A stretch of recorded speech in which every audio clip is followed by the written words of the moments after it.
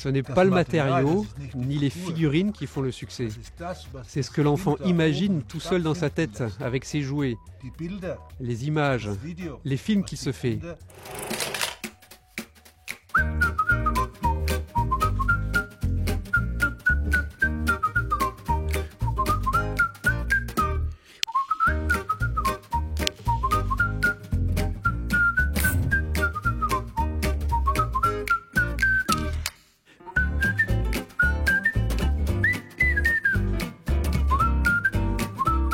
Le succès de Playmobil vient aussi du fait que la figurine est complètement adaptée à des nouvelles idées pédagogiques des années 70 qui décident de laisser plus de place à l'imaginaire et à la personnalité de l'enfant.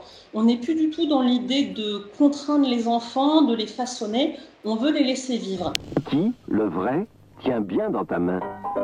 Clicky a une bonne tête, même si tu lui fais jouer les bandits mexicains. Clicky, le vrai, tient bien sur ses deux pieds.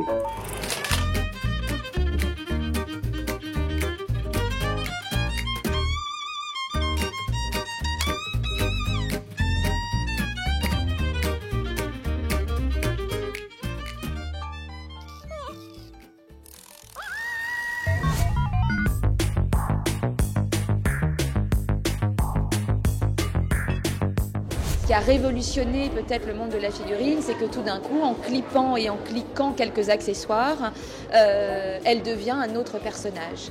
Et tout d'un coup, ce sont des centaines, des milliers, des milliards d'histoires qui sont en train de naître chaque jour.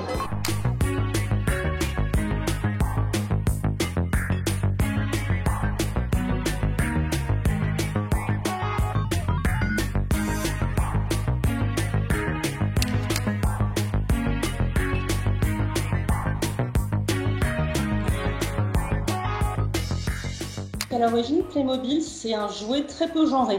Les personnages féminins ne sont pas du tout coquets et ils n'appellent pas du tout à une mécanique de jeu qui serait basée autour du physique. On ne peut pas les habiller, on ne peut pas les coiffer. Au cours des années 2000, on a vraiment vu l'apparition de stéréotypes de genre. C'est plus facile d'acheter une boîte qui est marketée pour une petite fille ou un petit garçon.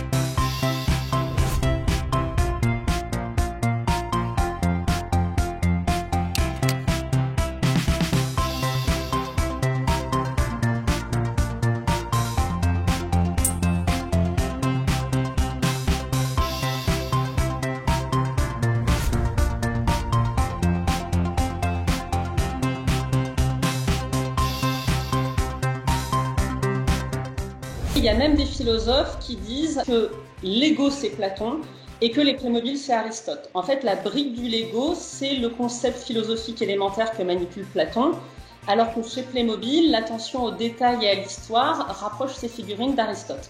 Alors, au-delà de ces considérations philosophiques, effectivement, il y a deux types de jeux différents. Le Lego, c'est la construction, alors que chez Playmobil, l'univers est déjà relativement construit et que le but, c'est de se raconter des histoires, de faire marcher son imagination.